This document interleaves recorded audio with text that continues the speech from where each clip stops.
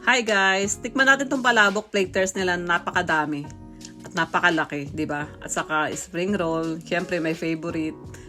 Gulay to guys, kaya napaka-healthy niyan. Ayan, dahil nagugutom na nga tayo, dito na nga natin naisipang kumain sa malapit sa Termini dahil pumunta nga tayo ng Termini. First bite.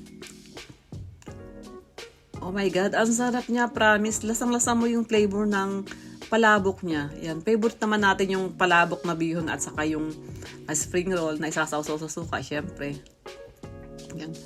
Although, hindi naman siya ganun kamahalan, pero yung lasa niya, panalo siya, promise. Yan. Sausawan sa suka yung spring roll. First bite ng spring roll. Oh my God, ang sarap niya. Ang crispy niya. Isa pa. Ayan. Although mainit siya, pero ang sarap niya, promise. Ayan, walang mainit sa taong gutom. 'Di ba? Malapit ko na siyang maubos, parang nasa Pilipinas lang. Ang lasa niya, promise, ang sarap niya. Panalo yung lasa niya sa akin, ha.